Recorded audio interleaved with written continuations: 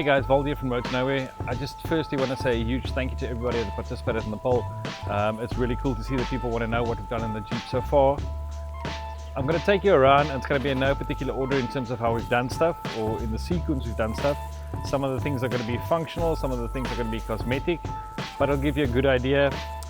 We're pretty much there in terms of what we want out of the Jeep right now. Possible things that we have to do in the future or pretty soon will be a secondary oil cooler for the gearbox, because we're now towing that camper trailer. And the other thing is possibly a bit of an exhaust mod just to get that V6 alive, but that's kind of in the next few months. So let's take a walk around. It's going to be in no particular order. I'm just going to start and work my way all the way around, and if there's any questions, just drop us a message and we can get you in contact with the people that have done stuff for us, or if you'd like to know more about the products that we use and where we got them. Cool, let's go.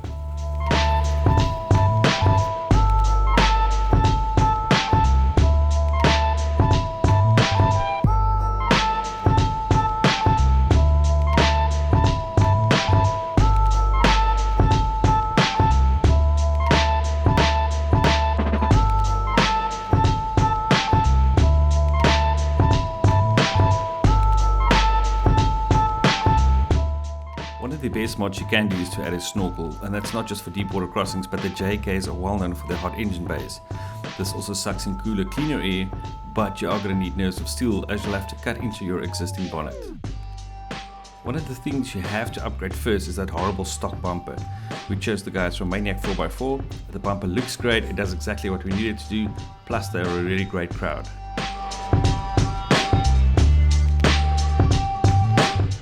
These spots are cheapies for now and are more of a floodlight than a spotlight, but we will upgrade them in the future as and when we need them.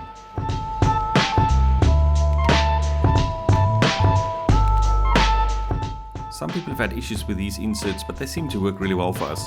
It rounds off the Jeep quite nicely, and it also protects the radiator from larger stones getting in and damaging it.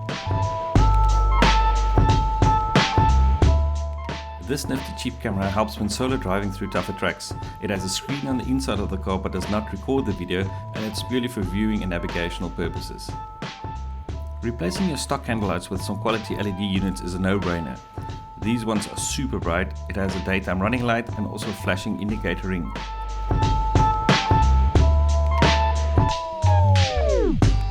The fog lights were also wrapped in a Laminex coating. This gives added protection, but also great visibility in dusty conditions.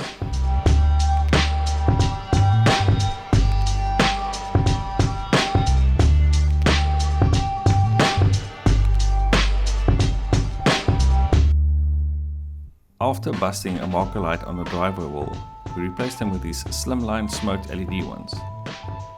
They look really cool. We got this bonnet guard as a gift from a friend, and some people might not like the look of it, but it works a treat to protect that bonnet lip.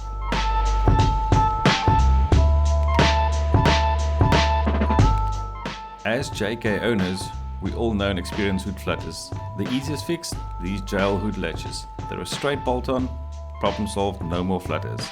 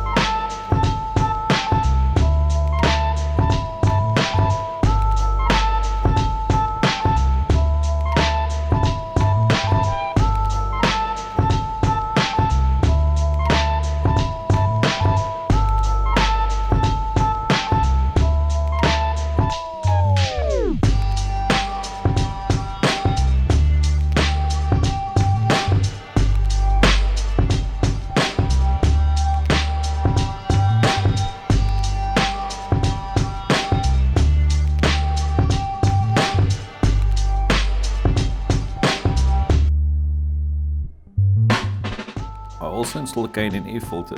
Not only does the engine breathe better, but it's easier to maintain. The National Lunar Intelligence solenoid helps to keep the auxiliary battery charged and ready for use. These rock sliders are based on the standard Rubicon ones and was a simple DIY project. This is where my wife did the Jeep when we had the standard Sahara steps on it. This was a simple DIY project. I bought some pipe, cut it to length, notched it, DIY stick welded and then coated it with stone chip paint.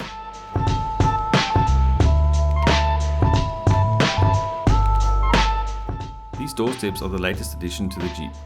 They're really nice to get to the roof rack, easy to use and simple to install.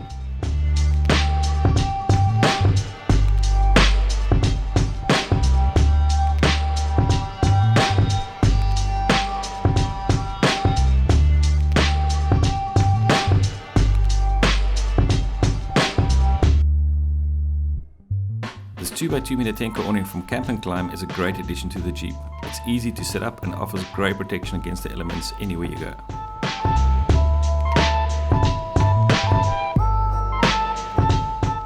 We opted for a slimline half roof rack from Hannibal Safari Equipment. To this we added loads of tie down points and it really is a worthwhile investment to maximize space in your Jeep.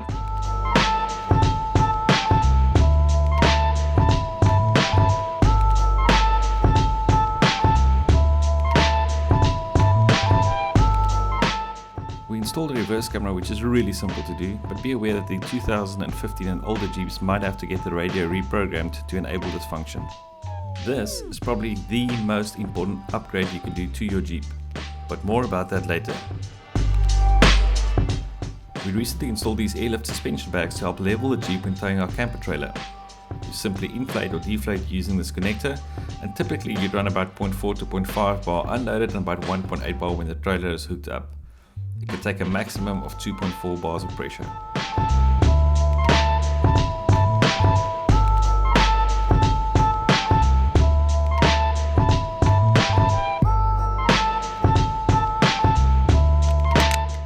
A tailgate table is such a great upgrade to any Jeep. It always comes in handy, and we use the small spirit level to ensure that the Jeep is standing leveled out.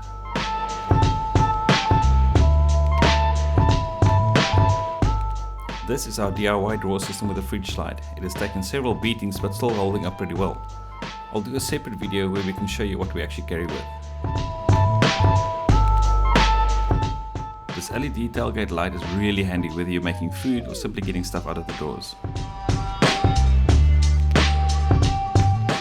I also relocated the auxiliary outlet as the drawers were covering this.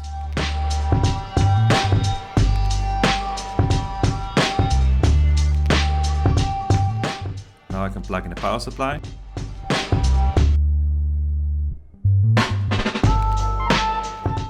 And this runs up under the roll bar padding and connects to a 4-way splitter. 1 point supplies power to the tailgate light, 1 for the awning LED light strip, and I've got 2 open for other accessories. And here you can see the tailgate light in action.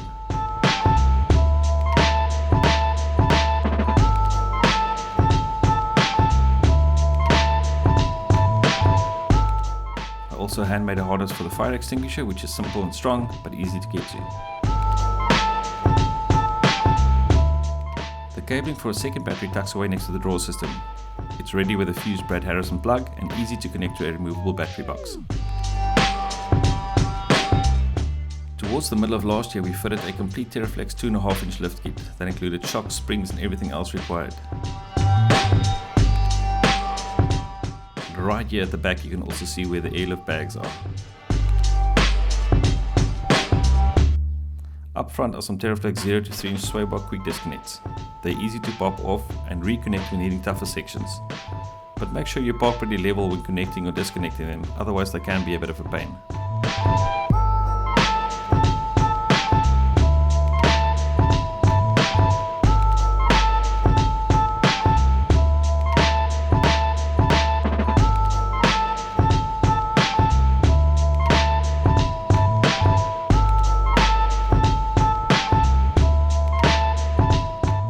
This is by far probably my favorite interior mod, my solar powered Hula Girl.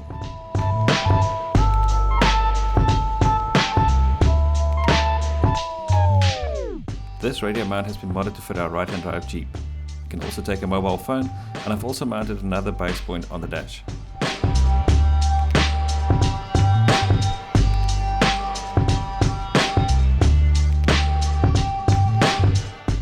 To the right of the steering wheel is the iDrive throttle controller within easy reach, plus the spotlight switch. This is how the front camera monitor works. It's detachable, it runs a small power cable through the center tray and connects to an auxiliary outlet and a small power point on the side.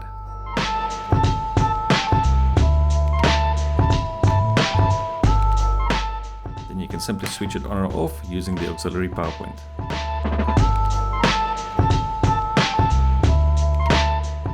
And now for that rear gadget. You probably think that I've forgotten about it, but this is the most important mod you can do.